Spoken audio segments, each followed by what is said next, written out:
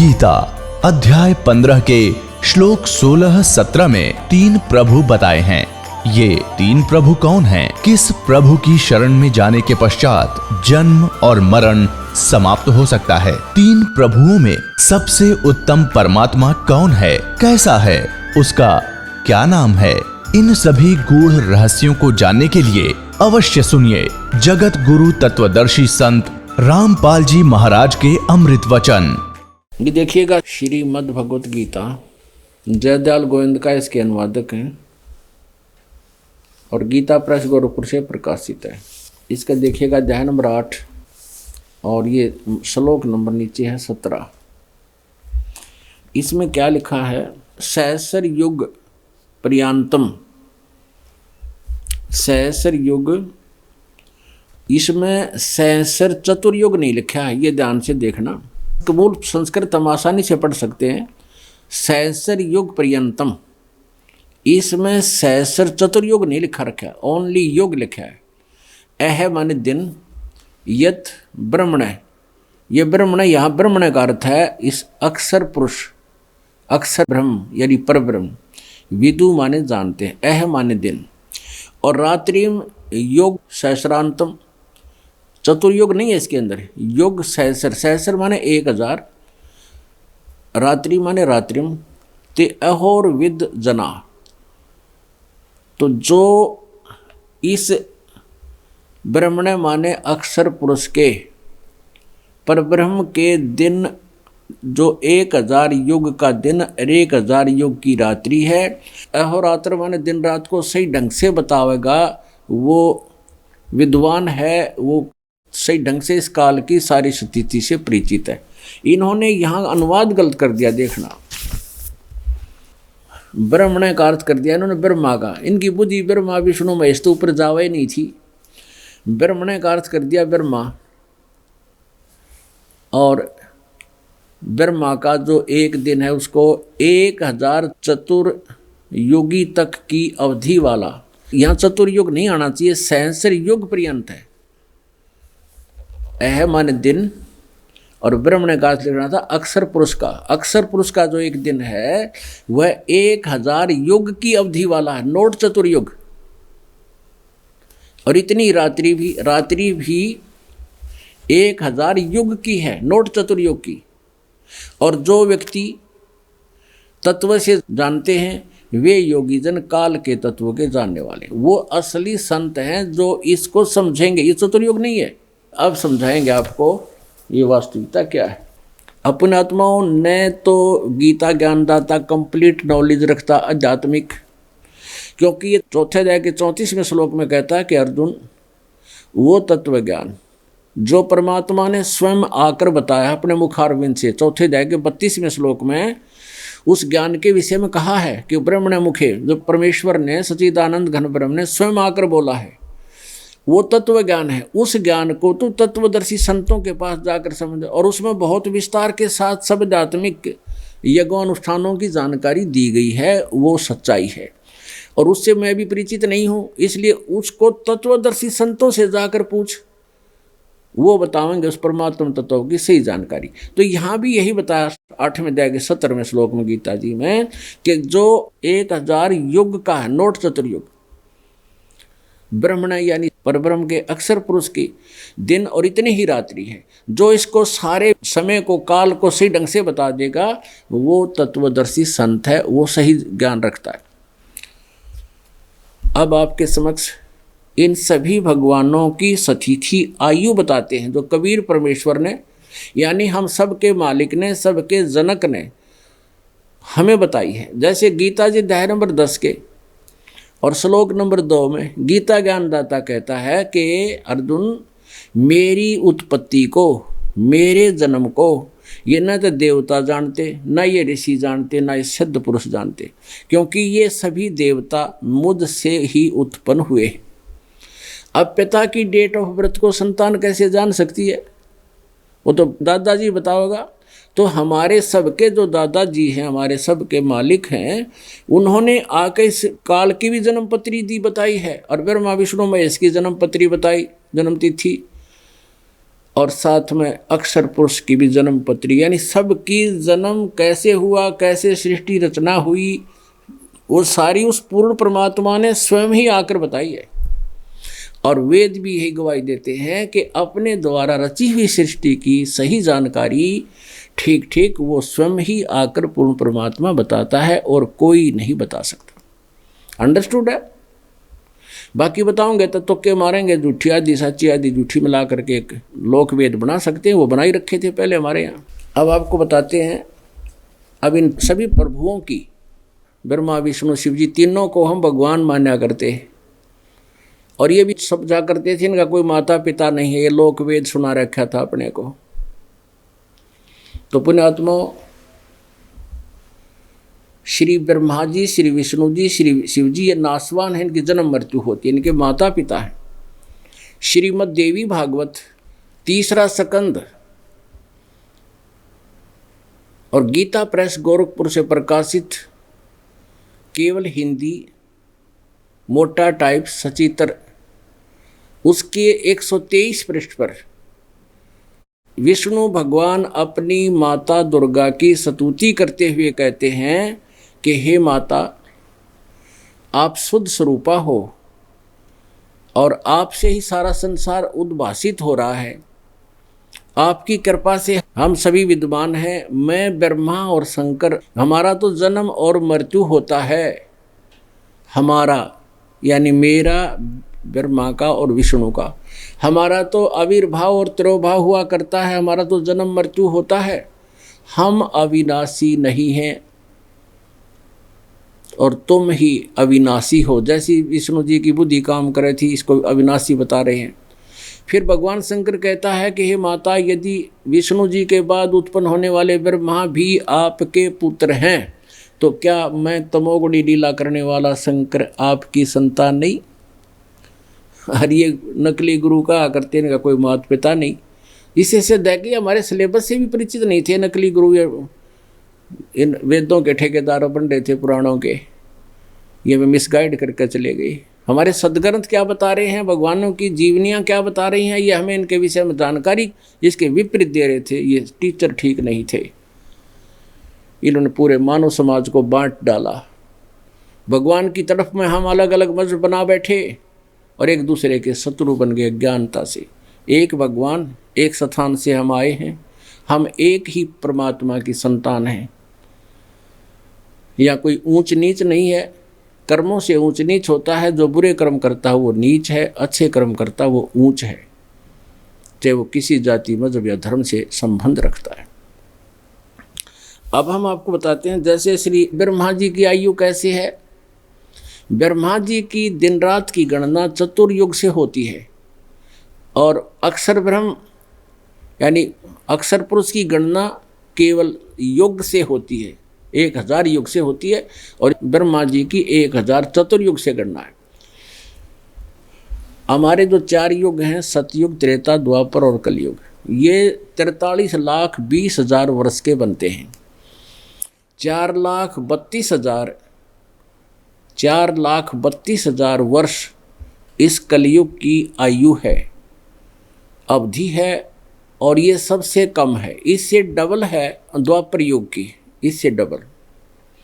और त्रेता युग में की 3 गुना है इससे, और सतयुग की इससे 4 गुना है। तो ऐसे कुल मिलाकर के 43,20,000 वर्ष बनते हैं हमारे मनुष्यों के वर्ष।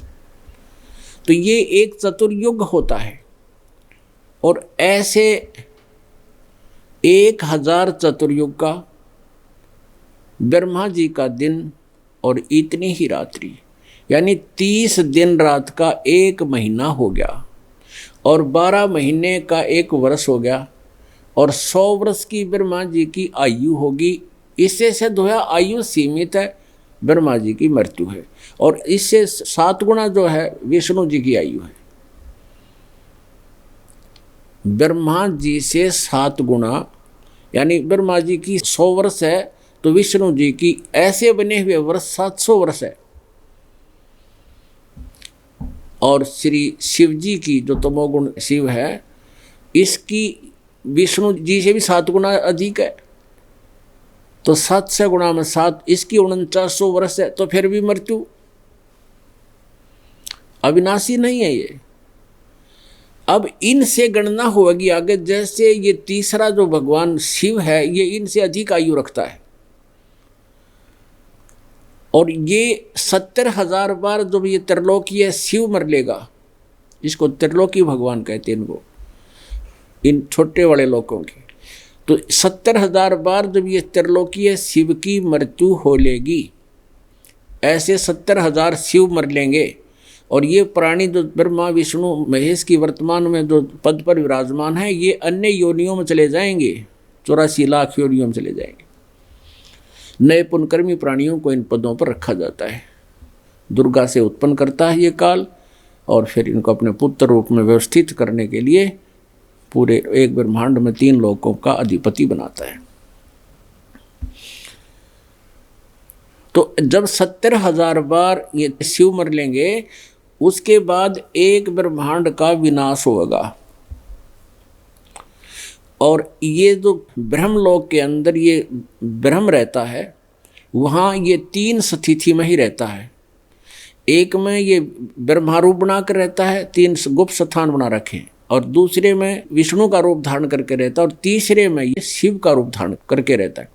और जिस भी अक्षेत्र में ये जैसे विष्णु जी का रूप धारण करके रहता है, तो वहाँ दुर्गा को, देवी को अपनी पत्नी रूप में रखता है। इन दोनों के संयोग से जो पुत्र उत्पन्न होता है वो विष्णु जी के आकार का बन जाता है, इन्हीं की शकल जैसा बन जाता है, वो सतोगुण युक्त हो जाता है, क्योंकि वो अक्षेत्र सतोगुण युक्त है। ऐसे ही ये काल जो है ब्रह्मा रूप धारण करके वहाँ ब्रह्मलोक के गुप्त स्थान पर रहता है, जो रजोगुण प्रधान क्षेत्र है, और वहाँ दुर्गा को अपनी पत्नी रूप में रखता है। इनके दोनों के योग से, संयोग से, पति पत्नी व्यवहार से जो पुत्र उत्पन्न होता है वो ब्रह्मा जैसा ही बन जाता है, क्योंकि काल ब्रह्मा रूप बनाकर ही वहाँ विलास करता है, और उसी जैसी शकल का उनका पुत्र उत्पन्न हो जाता है और रजोगुण युक्त हो जाता है। और तीसरे में ये रहता है शिव रूप में, और फिर जो पुत्र दुर्गा को वह पत्नी रूप में रखता है, जो पुत्र इन दोनों के योग से होता है उसी जैसे आकार का, उसी शकल का बन जाता है। तो ऐसे ये वहाँ पर भी जब ये 70,000 बार जब ये त्रिलोकीय शिव मर जाएगा, तब ये काल जो शिव रूप में काल वहाँ रहता है, जिसे काल रूपी ब्रह्म भी कहते हैं, सदा शिव भी कहते हैं, उसकी मृत्यु होती है।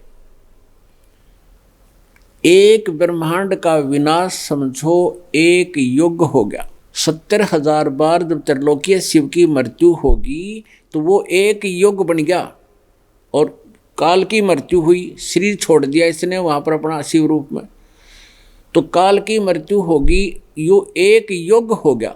किसका? ये उस अक्षर पुरुष का। गीता जी अध्याय नंबर 15 के श्लोक नंबर 16 में 2 पुरुष हैं, सर्वपुरुष और अक्षर पुरुष। अब सर्वपुरुष तो सीधा ही नाशवान है, तो आप पे कह रहा है मेरे भी जन्म मृत्यु, तेरे भी जन्म मृत्यु होते हैं, और ये ऐसे जन्म मृत्यु होते हैं।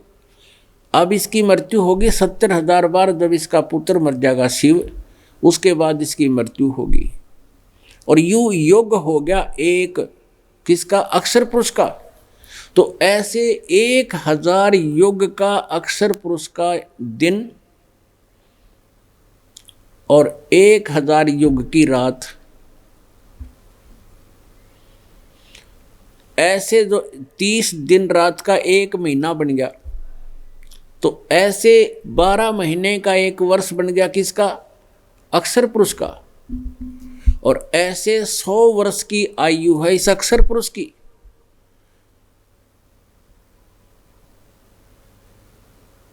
अक्षर का अर्थ वैसे अविनाशी होता है, लेकिन इसको अक्षर मान रखा था लेकिन ये भी नाशवान है, इसकी आयु बहुत लंबी है। एक है परम अक्षर पुरुष, परम अक्षर ब्रह्म। गीता जी अध्याय नंबर 8 के श्लोक नंबर 1 में अर्जुन ने पूछा कि किम तत् ब्रह्म, जो 7वें अध्याय के 29वें श्लोक में आपने जिस तत्व ब्रह्म की जानकारी दी है कि उसको जानने के पश्चात फिर कोई प्राणी वो तो फिर जरा और मरण से ही छूटने की प्रयत्न करता है, यहाँ की किसी वस्तु की इच्छा नहीं करता। तो किम तत् ब्रह्म 8वें अध्याय के 3 श्लोक में गीता जी ने कहा कि वो परम अक्षर ब्रह्म है। तो जो तीसरे नंबर का प्रभु है वो है परम अक्षर ब्रह्म। अब अक्षर का अर्थ अविनाशी होता है, लेकिन ये परम अक्षर ब्रह्म इसलिए लगाना पड़ा कि हमने इसको अविनाशी मान रखा था, इसकी घनी लंबी उम्र थी। अब क्या बताते हैं, एती उम्र बुलंद मरेगा अंतरे, सतगुरु लगे न कान न भेंटे वो संतरे। परमेश्वर ने स्वयं आकर बताया कबीर देव जी ने कि यदि इतनी लंबी उम्र भी हो जाती है जीव की तो भी अंत में मृत्यु है। और क्यों होती है तुम्हारी जन्म मृत्यु? क्योंकि सतगुरु लगे न कान न भेंटे वो संतरे। कौन से संत? सतगुरु कौन होता है? सतगुरु वही होता है जो सत्य ज्ञान प्रचार करता है। और गीता जी अध्याय नंबर 4 के श्लोक नंबर 34 में कहा है कि तू तत्वदर्शी संत की खोज कर और उससे पूछ। कहते तुम्हें वो संत नहीं मिले, वो तत्वदर्शी संत ना मिलने से इतनी लंबी उम्र भी अगर हो जाएगी तो भी तुम्हारी जन्म और मृत्यु है, तुम्हें जो है शांति प्राप्त नहीं हो सकती। गीता जी अध्याय नंबर 18 के श्लोक नंबर 62 में कहा कि अर्जुन तू सर्वभाव से उस परमेश्वर की शरण में जा, उसकी कृपा से ही तू परम शांति को और सनातन परम धाम को यानी शाश्वतम स्थानम सतलोक को प्राप्त होगा। अपने आत्मा जब तक जन्म मृत्यु है शांति नहीं हो सकती।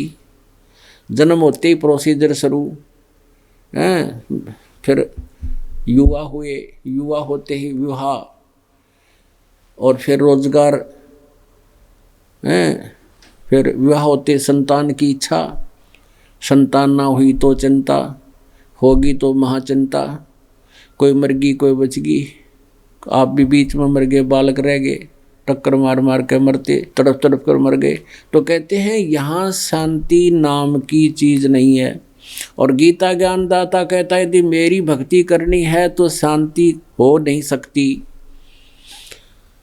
युद्ध भी कर, मेरा सिमरन भी कर। गीता जी अध्याय नंबर 8 के श्लोक नंबर 5 और 7 में गीता ज्ञानदाता कहता है, 8वें अध्याय के 13वें श्लोक में इसने अपना मंत्र बता दिया कि मुझ ब्रह्म का एक ओम मंत्र है, नथिंग एल्स।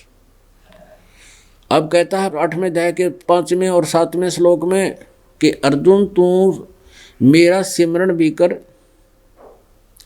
और युद्ध भी कर, मुझे प्राप्त होगा।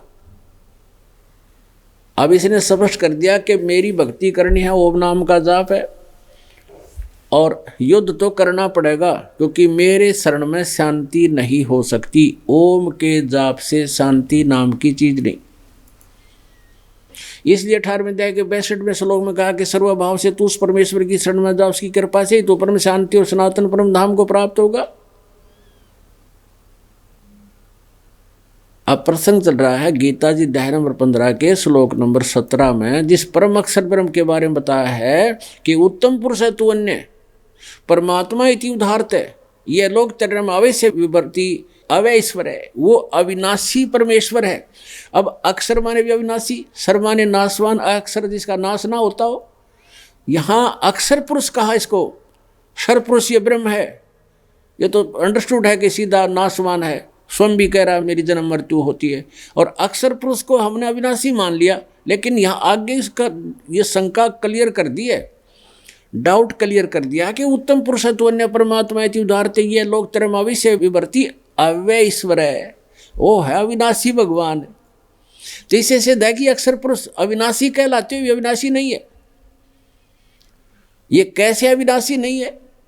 इतनी लंबी उम्र है इसकी, तो इसलिए इसको भी अविनाशी का भ्रम हो गया था, इस कारण से इसको अक्षर पुरुष कहने लगे, और वास्तव में अविनाशी तो कोई और है। अब 8वें अध्याय के 3रे श्लोक में अर्जुन का उत्तर देते हुए गीता ज्ञानदाता ये सरपुरुष कह रहा है कि वो तो परम अक्षर ब्रह्म है, जो 7वें अध्याय के 29वें श्लोक में जिस तत्ब्रह्म के विषय में जानकारी दी है कि उस तत्ब्रह्म को जान के यानी परम अक्षर ब्रह्म को जानकर सारे दातम से परिचित व्यक्ति, सभी कर्मों से परिचित व्यक्ति केवल जरा और मरण से छूटने का ही प्रयत्न करता है। जरा माने बुढ़ापा और मरण माने मृत्यु।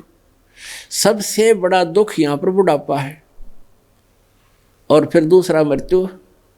पुण्यात्माओं, आप यहाँ अपने बच्चों में, अपनी संपत्ति में चाहे कितने दुखी हो फिर भी आप संतुष्ट हैं। और यो भी नाश हुआ इस काल ने तो भी मृत्यु भी करेगा, तुम्हारी बुढ़ापे में तड़फावे, सारी उम्र दुखी करे, कभी किसी घाटा कभी बाढ़ा, कोई मर गया कोई बच गया, हाहाकार मची रहती है। और लास्ट में दे ही तोड़ा बुढ़ा करके ब्रैन मैटी उठा जा ना बैठा जा, कभी आँख है, कभी पिंडी भड़के, कदे दांत निकलवाने, कदे चढ़वाने, बुरा हाल है। और फिर मृत्यु सबसे बुंडा काम करे, हमारी गल मारे पहले सब कुछ कह तेरा तेरा तेरा, और फिर का छोड़ ही मेरा। तो इतना बुरा हाल हमारा कर रखा है, हमारी आंखें नहीं खुलने देता। इसने इतना नशा कर दिया हमारे ऊपर, इतना प्रभाव डाल दिया, यहाँ की ऐसी वृत्ति बना दी, ऐसा घुमा दिया अपने इसने प्रेशर से कि जीव के बस का नहीं। जैसे किसी ने कोई शराब प्या दिया, छित 2 पैग अच्छे मार दिए, नो काटी जा चक्कर बड़ा बड़ा देखे जाए, नो पता नहीं तू बोल किस तरह है। तो हमारे को इसने इतना नशा कर रखा है। कबीर परमेश्वर कहते हैं, कबीर ये माया अठपटी सबगट आनड़ी, और किस किस ने समझाऊं या कुआ बांग पड़ी। अब इस बांग का नशा उतरेगा, ये एंटीबायोटिक खानते हैं। ये ज्ञान समझने से आप यहीं रहोगे, यही बच्चे होंगे, आपको भी सुख देगा। परमात्मा सुखदाई है, इस विधि से आप भी सुखी रहोगे। आपकी अकाल मृत्यु भी बचेगी, आपके बच्चों की भी बचेगी, और वो परमात्मा मिलेगा जिसकी हमें खोज है, जिसके लिए सभी सदग्रंथ प्रमाण करते हैं कि वो है परम अक्षर ब्रह्म। उसकी साधना करने से फिर कभी मृत्यु नहीं होगी। अब गीता जी अध्याय नंबर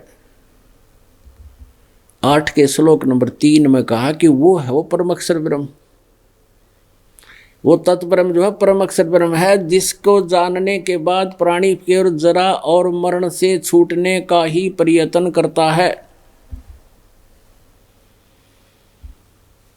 जरा माने बुढ़ापा।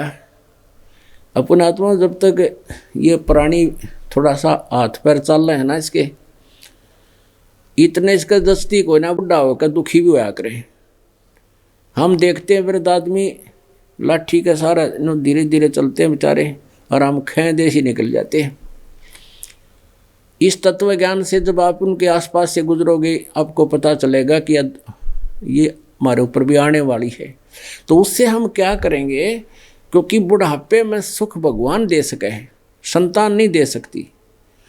चाहे आपकी कितनी अच्छी संतान है, नेक है, आपकी खूब सेवा करे, लेकिन आप जी ने जीवन भर भक्ति करी नहीं, सारी उम्र पाप इकट्ठे करे, तो उन पापों का दंड तो वृद्धावस्था में भी भोगना ही पड़ेगा।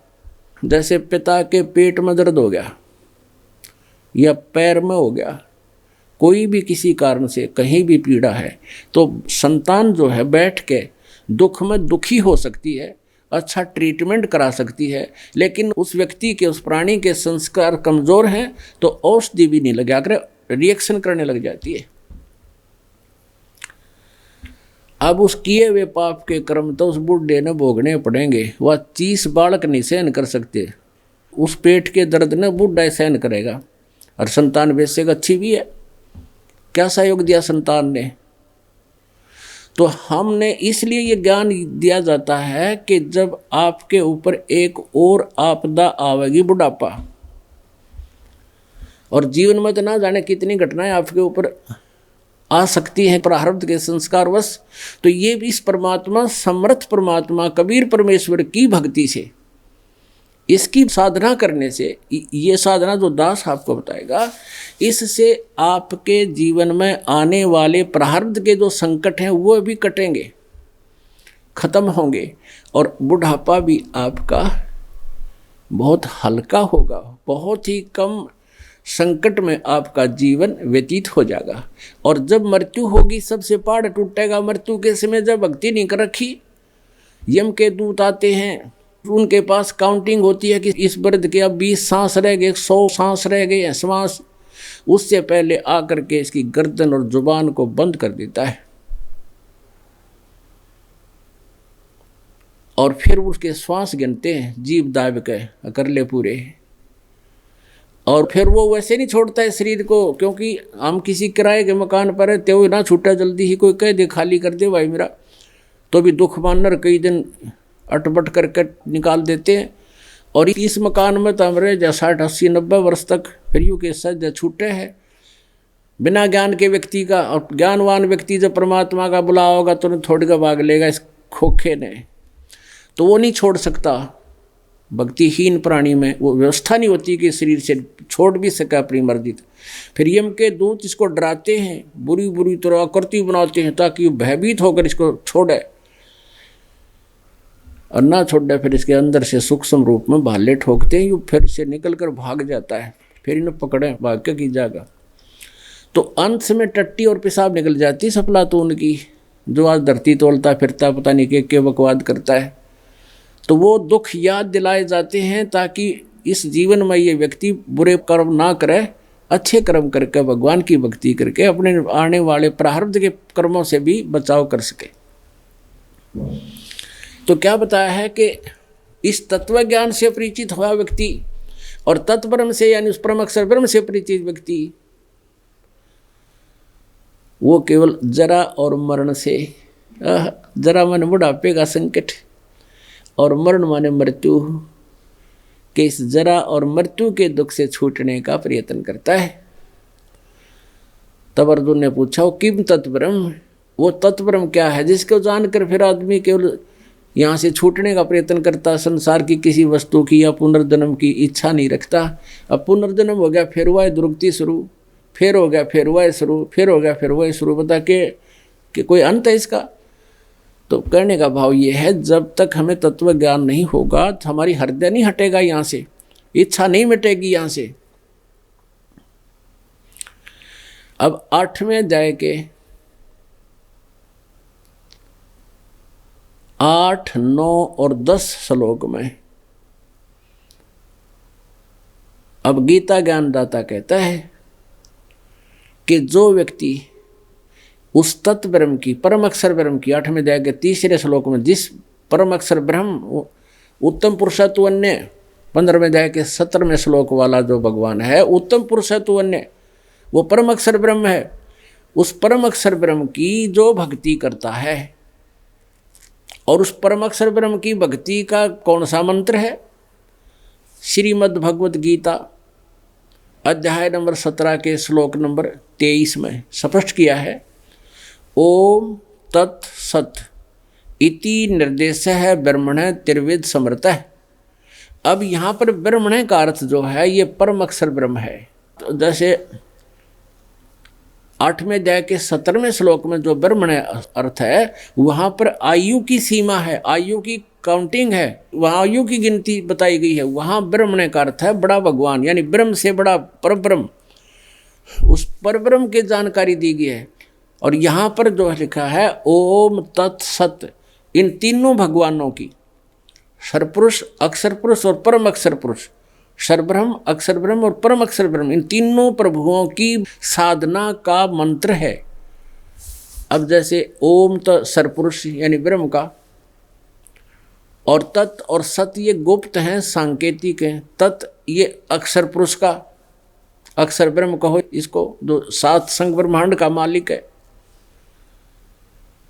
और सत जो है ये भी कोड वर्ड है, ये दास बता सकता है, इस पृथ्वी पर किसी के पास नहीं है। और कोई मुझसे पता करके जान कर या कोई पुस्तक में पढ़ के हेरा फेरी करके उसको जान भी लेता है, उसका ज्ञान व्यर्थ है, क्योंकि आगे वो किसी को प्रदान करने का अधिकारी ना होने से अनधिकारी से बनाया हुआ कोई भी लाइसेंस भी वैलिड नहीं है। और ये तो जन्म और मोक्ष का मार्ग है, किसी का अधिकारी नहीं है वो। अगर कोई इससे नकली काम कोई करता हो तो महादुश्मन है समाज का, परमात्मा का भी शत्रु है वो। तो अधिकारी के बिना कोई भी वस्तु वैलिड नहीं होती, वो नहीं लेना चाहिए ना उन्होंने देना चाहिए। तो यहाँ पर लिखा है कि ओम तत्सत इति निर्देश ब्रह्मण त्रिविध समर्थ है।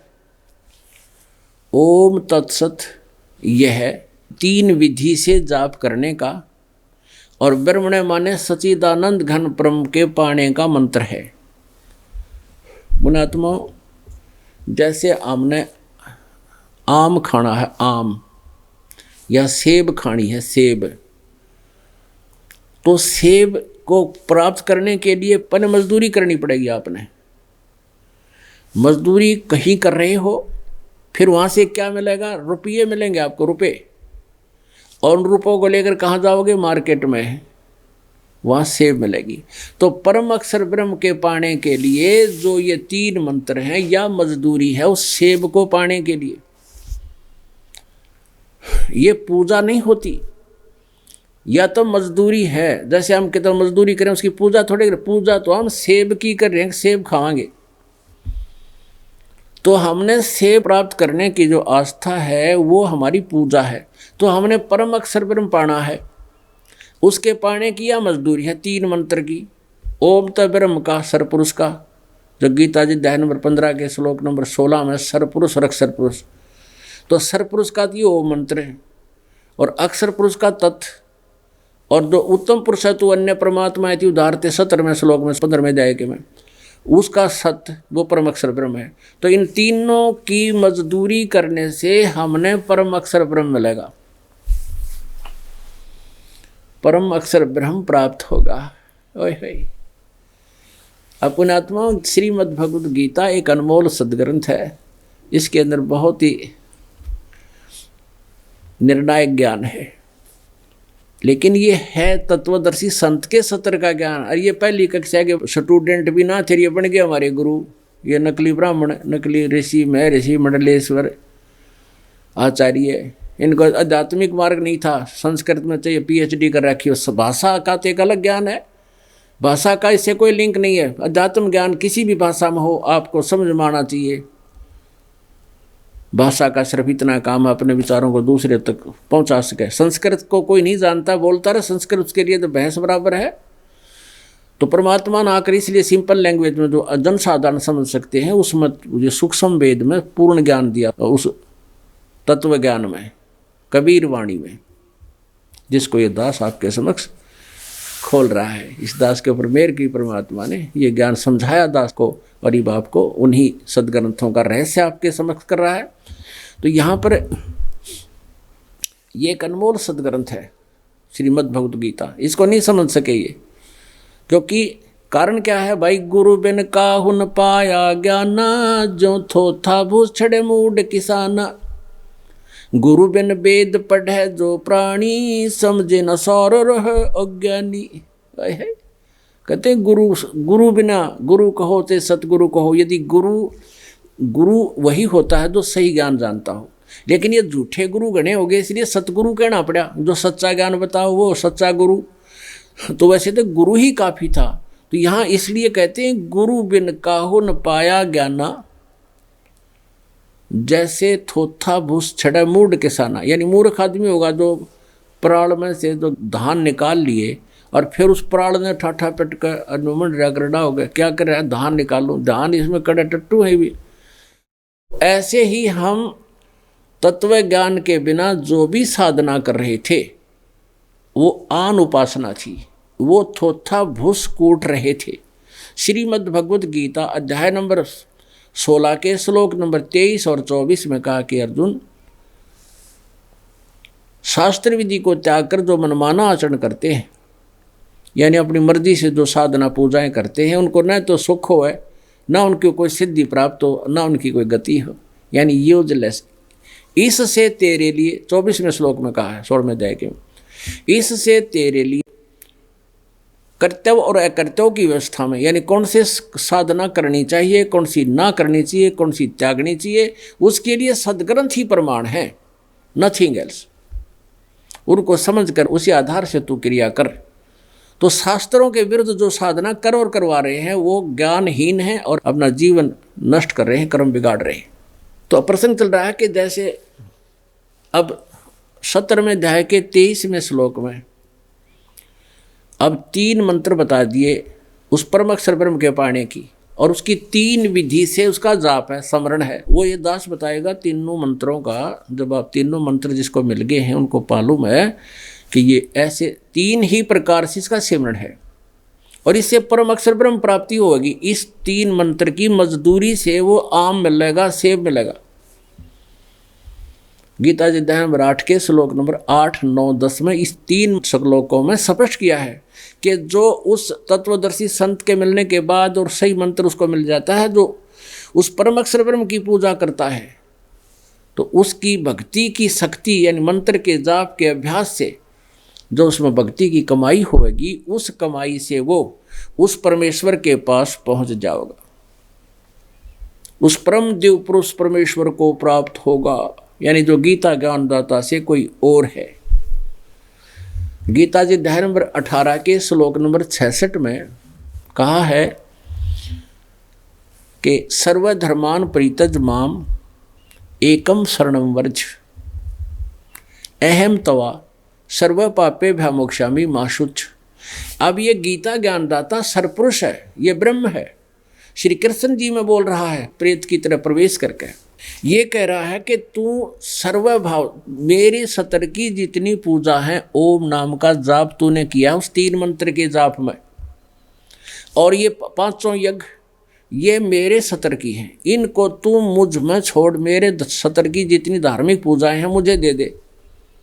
अब हम क्या करते थे, ब्रह्म साधना करते थे ऋषि बनकर, और यहाँ यज्ञ करते थे, तो हम कहाँ चले जाते ब्रह्मलोक में। ब्रह्मलोक में अपने किए हुए पनों को बर्बाद करके, नष्ट करके, खा के, खर्च के उस महा होटल में, वो होटल है, रेस्टोरेंट है, जो जहाँ हमारी पूंजी से सुख प्राप्त होता है, उसको नष्ट करके हम नीचे पृथ्वी पर फिर 84 लाख योनियों में धक्के खाकर कुत्ते गधे सूअर बनकर पाप कर्मों का दंड भोगते थे। जब तक हम परम अक्षर ब्रह्म की साधना नहीं करते तो हमें दोनों कर्म भोगने होते हैं, पाप भी और पुण्य भी, और दोनों भोगने से ही समाप्त करने पड़ते हैं।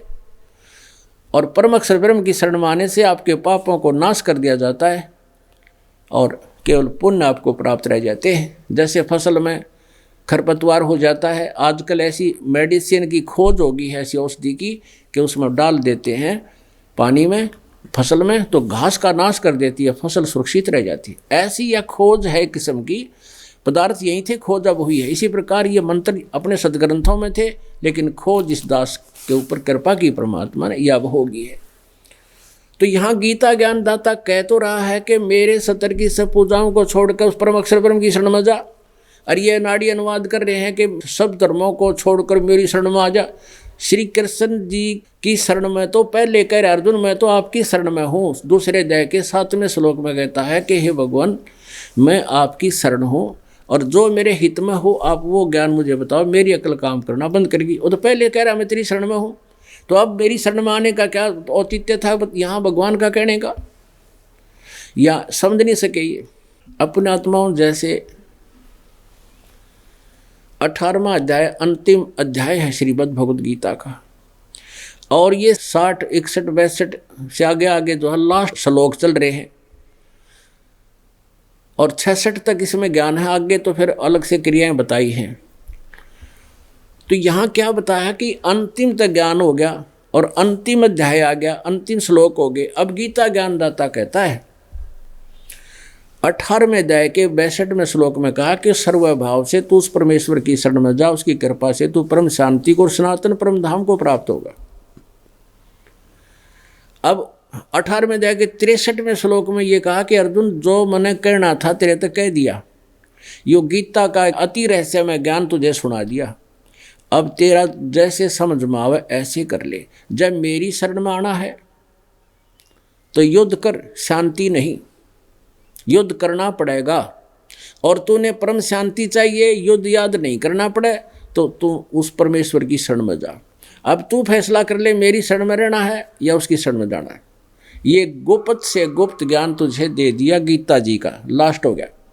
अब 18वें अध्याय के 64वें श्लोक में गीता ज्ञानदाता कहता है एक और रहस्य युक्त ज्ञान बताता हूँ, एक और गुप्त से गुप्त भेद बता दूँ। इष्टे असि में दृढ़मिति तत्वक्षामि ते हितम, के इष्ट माने इष्ट देव है मेरा भी, वही 18वें अध्याय के 62वें श्लोक में जिस परमेश्वर की शरण में जाने को तुझे कह रहा हूँ वह मेरा भी पूज्य देव है, मैं भी उसी की आराधना करता हूँ। और स्वयं परमेश्वर परम अक्षर ब्रह्म आकर गोरखनाथ से कहता, गोरखनाथ तेरा ज्योत स्वरूपी अलख निरंजन ये ब्रह्म ये भी धरता ध्यान हमारा, ये मेरी पूजा करता है। और ये स्वयं स्वीकार कर रहा है कि मेरा भी वो इष्ट देव है। इन्होंने अनुवाद गलत कर दिया, यहाँ पर इष्ट का अर्थ प्रिय कर दिया। अब अगर यहाँ फिर नो कहता कि मैं गुप्त से गुप्त भेद बताता हूँ तो मेरा खाष्ट प्रिय है, तो पहले बता दिया गुप्त से गुप्त 63वें श्लोक में, 18वें अध्याय के 63वें श्लोक में कह दिया कि ये गुप्त से गुप्त गीता जी का ज्ञान मन तिरती कह दिया। अब कहे एक भेद और बताता हूँ 18वें अध्याय के 64वें श्लोक में कि एक और गुप्त से गुप्त भेद बताता हूँ कि मेरा पूज्य देव भी यही है। अब 18वें अध्याय के 65वें श्लोक में गीता ज्ञानदाता कहता है कि मेरी शरण में रहना है तो उठ भाई और युद्ध कर, मुझे नमस्कार कर, मेरे में मन वाला हो, यानी मेरे में भावित हो। 8वें अध्याय के 6ठे श्लोक में कहा है कि जो भी साधक अंत समय में जिसमें भावित रहता है, जिसमें जिसकी आस्था होती है तो उसी को प्राप्त होता है। तो यहाँ 18वें अध्याय के 65वें श्लोक में फिर गीता ज्ञानदाता कहता है कि तो मुझ में मन वाला बन, मुझे नमस्कार कर और मुझे प्राप्त होगा, नथिंग एल्स। अब 18वें अध्याय के 66वें श्लोक में कहा है, तुरंत यहाँ प्रश्न उत्तरी चल रहे हैं कि अब तो निर्णायक ज्ञान आ रहा है कि अगर उसकी शरण में जाना है तो सर्वधर्मान प्रीतजमाम, मेरे सतर के सभी धार्मिक पूजाएं मुझ में छोड़ दे। और फिर अहम तवा सर्व पापे वह मोक्षा भी मासुच। तो हम क्या करते रहे, पहले ओम नाम का जाप और ये यज्ञ जो करते रहे जैसा विज्ञान था तो उसको ब्रह्म लोक में नष्ट कराते थे और पाप न्यो के न्यो रह जाते, उनको गधे कुत्ते सूर बन के भोगते थे। अब हम उस परम अक्षर ब्रह्म की शरण में जाएंगे तो सबसे पहले हमारे पापों का नाश करेगा। और जो इसके सतर की ओम नाम के जाप की साधना, क्योंकि हमने इससे छुटकारा पाना, इसका कर्जा हमारे ऊपर है, इसको दे देंगे, ये हमने कुत्ते को दे सूर नहीं बना होगा। हम इस पूंजी का प्रतिफल ना लेकर के इसका जमा करा देंगे, तू अपना किराया पकड़ और हमें छोड़ कर से मुक्त कर। पुणात्माओं जिनको ये सृष्टि रचना समझ में आ गई है उनको पता है कि ये पृथ्वी लोक भी घूम रहा है और 21 ब्रह्मांड भी घूम रहे हैं और हम इस पृथ्वी लोक पर इस काल के लोक में बैठे हैं, इसके वायुयान में घूम रहे हैं और इसने टैक्स लगा रखा है इसका, इस यात्रा का, और मजदूरी करो, इसका पूरा करो, इसका किराया लेता हमारे से। तो परमात्मा ने यह विधि बताई है कि साधना करके इसका प्रतिफल मत लेना, किराया दे दो इसका, तो इसका टैक्स दे देंगे हम, ये हमारा कर्जा मुक्त कर देगा हमें। ओम नाम का जाप हम इस काल को देंगे, ब्रह्म को, और जितनी भी हम यज्ञ धर्म आदि कर रहे हैं ये सब इसको देगा जो पीछा छूटेगा अपना। और फिर कहता है सर्वधर्मान प्रीतजमाम एकम शरणम व्रज, एकम माने जिसके बराबर दूसरा ना हो, अद्वितीय, उस पर अक्षर ब्रह्म की शरण में जा। अहम तवा सर्व पापे भय मोक्षामि मासुच, फिर कहता मैं तेरे को कोई दंड नहीं दूंगा, क्योंकि फिर यूँ मांगे कि हमारे तो जब इसका हमारा फैसला हो गया तो चिंता ना करे। कहता है तब तेरा छुटकारा हो सकता है, तो उसकी शरण में जा और तत्वदर्शी संत बिलैर। यू 17वें अध्याय के 23वें श्लोक में जो कोड वर्ड है मंत्रों का, ये वो तत्वदर्शी संत ही बता सकता है और उसकी भक्ति करने से ही तेरा मोक्ष होगा। क्लियर कर दिया कति। और यहाँ गीता अनुवादकर्ताओं ने आज तक इस दास से पहले सबने अनर्थ कर रखा है, वर्ज माने आना कर रखा है, जबकि वर्ज माने जाना होता है। जैसे इंग्लिश वर्ड गो है, गो मीन जाना, और गो का अर्थ कोई कम करता है यानी आना करता है। तो कितना विद्वान है, कैसा समझा उसने उस सेंटेंस को, वो महामूर्ख है। तो इन्होंने वर्ज माने आना कर दिया, जबकि वर्ज माने जाना होता है, क्योंकि इनकी बुद्धि का सतर श्री कृष्ण यानी विष्णु जी से ऊपर गया है को नहीं। इन्होंने श्री विष्णु जी को, इस सतोगुण विष्णु जी को परम पुरुष मान रखा था। अपनात्माओं श्रीमद् भगवद गीता अध्याय नंबर 2 के श्लोक नंबर 46 में इसको आपको फिर याद दिलाते हैं कि इसमें कहा है कि जब आपको परमात्म तत्व का ज्ञान हो जाएगा, परम अक्षर ब्रह्म की जानकारी हो जाएगी। उस समय तेरी स्थिति ऐसी हो जाएगी अर्जुन, जैसे बहुत बड़े जलाशय की प्राप्ति के उपरांत एक छोटे जोड़ में रह जाती है, जो जिसका पता है कि 1 वर्ष वर्षा ना हुई तो ये सूख जाएगा और इसके आश्रित भी तड़प तड़प कर मरेंगे। तो ब्रह्मा विष्णु महेश नासवान, इन पर आश्रित व्यक्ति कैसे परम शांति प्राप्त करेगा? 18वें अध्याय के 62वें श्लोक वाली, जब तक जन्म मृत्यु है महाकष्ट है, कौन मर कर राज्य अड़ते देवता हो, आखिरी सांस तक तरफ यही रहती है, जीवन बना रहे जी, उनको तो और गणा सुख है, वो तो और ज्यादा तुंग पाते हैं मरते समय। और ये 21 ब्रह्मांड का स्वामी सरपुरुष, आप पे सरपुरुष है तो ये नासवान है, खुद कहता है मेरे जन्म और मृत्यु होते हैं, तो इसके आश्रित हम परम शांति कैसे प्राप्त कर सकते हैं? अक्षर पुरुष की स्थिति आपको बता दी, इसकी भी मृत्यु होगी। और परमात्मा कहते हैं एती उम्र बुलंद मरेगा अंतरे, सतगुरु लगे न कान न भेटे वो संतरे। इतनी लंबी उम्र होगी तो भी मरेगा तो फिर परम शांति नहीं। तो अक्षर पुरुष यानी परब्रह्म की साधना भी शांतिदायक नहीं। परम अक्षर ब्रह्म की साधना, उसकी भक्ति, वो परम अक्षर ब्रह्म कौन है? वो कबीर देव है, कबीर साहब है। उस कबीर देव की भक्ति से, परम अक्षर ब्रह्म की साधना से, ये वही कबीर है जो बनारस में काशी में जुल्हे की भूमिका किया करते थे और चारों वेद उसकी गवाही देते हैं। चारों वेद ये प्रमाणित करते हैं कि वो परम अक्षर ब्रह्म कबीर देव है। और सतलोक से चलकर, अपने अमर धाम से चलकर, मुक्ति धाम से गति करके यहाँ आता है, अच्छी आत्माओं को मिलता है, उनको तत्व ज्ञान से परिचित कराता है, और वो तत्व ज्ञान परिचित प्राणी फिर उस परमात्मा के ज्ञान का फिर डंडोरा पीटते हैं। उनमें से कौन कौन है वो परम अक्षर ब्रह्म के प्राप्त परमात्माएं, वो हंस आत्माएं? आदरणीय धर्मदास साहेब जी, आदरणीय नानक साहेब जी, आदरणीय मलुकदास साहेब जी, आदरणीय दादू साहेब जी, आदरणीय गरीबदास साहेब जी, गांव छुटानी, जिला दद्दर, हरियाणा वाले, आदरणीय गीसा साहेब जी, गांव खेखड़ा, जिला मेरठ, उत्तर प्रदेश वाले, और भी महापुरुषों ने मिले हैं, लेकिन उनके इतिहास में उनका क्लियर नाम नहीं है। लेकिन अब तत्व ज्ञान से पता चला है कि उनको भी मिले हैं। किनको? आदरणीय नामदेव साहब जी को परमात्मा स्वयं आकर मिले थे, और तब उन्होंने सही यही मंत्र मिले थे तीनों, और तब उनका मोक्ष हुआ था। तो इन महापुरुषों को परमात्मा मिले और इन्होंने अपनी अमृत वाणी में, अपने द्वारा अनुभव की वाणी में, परमात्मा प्राप्त वाणी में लिखा है, गवाही दी है।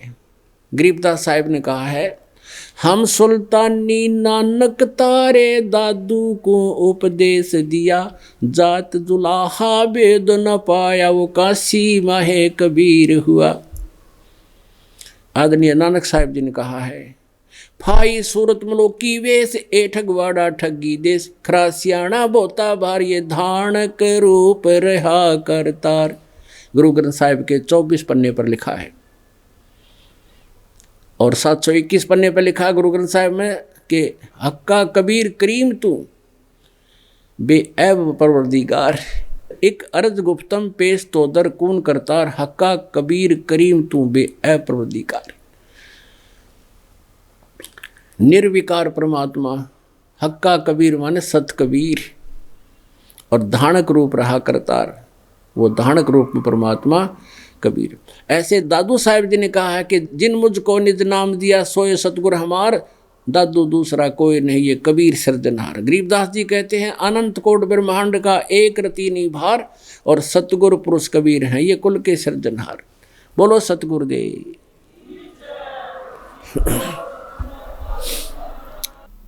परमपिता परमात्मा पूर्ण ब्रह्म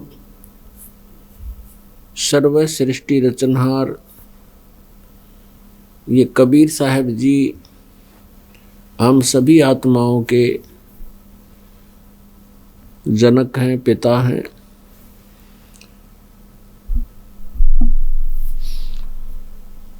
परमेश्वर कबीर देव जी प्रत्येक युग में आते हैं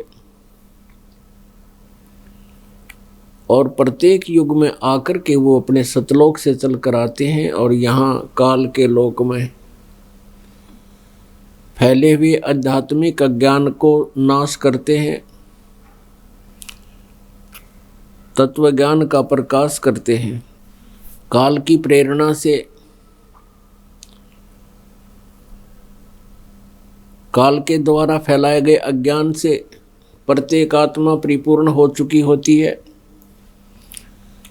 लोकवेद सुनकर के सब चीखने घड़े बन जाते हैं।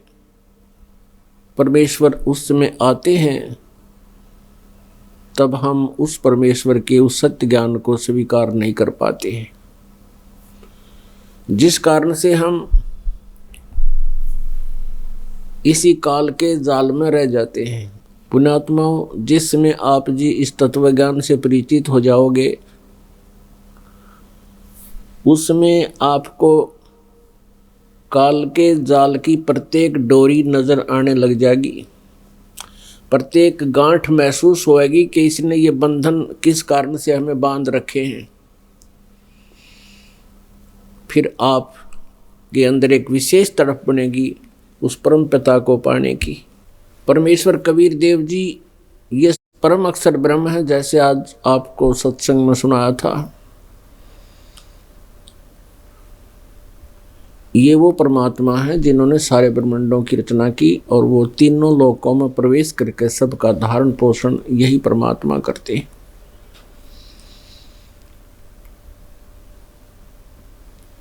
हम परमेश्वर से अपरिचित होने के कारण, तत्वज्ञान के अभाव से परमात्मा को ना पहचान कर हम अज्ञान आधार से अन्य देवताओं की पूजा कर रहे थे, जो हमारे सदग्रंथों में भी मनाही है।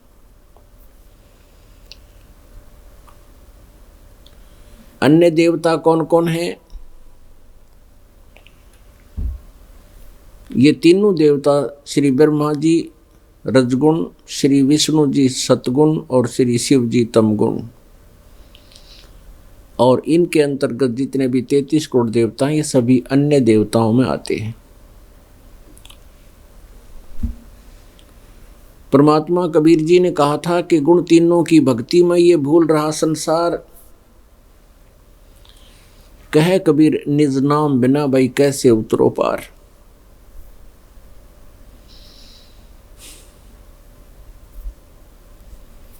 पुण्यात्माओं, हमारे सदग्रंथ हमें यथार्थ ज्ञान दे रहे हैं, लेकिन आज तक इन सदग्रंथों को कोई समझ नहीं सका, जिस कारण से हम अपने ही खजाने से, अपने घर में दबे हुए उस धन से, आध्यात्मिक ज्ञान से हम वंचित रहे और जिसका दुष्परिणाम हमने भोगना पड़ा। हमारे पूर्वज भूत बन गए, पितर बन गए, कोई पशु पक्षी की योनियों में धक्के खा रहे, भटक रहे। मनुष्य जीवन केवल इसलिए प्राप्त होता है कि हम मोक्ष करावें, जन्म मरण के दीर्घ रोग से पीछा छुड़वावें। लेकिन तत्व ज्ञान ना होने से हम साधना करते करते भी जीवन व्यर्थ कर जाते हैं।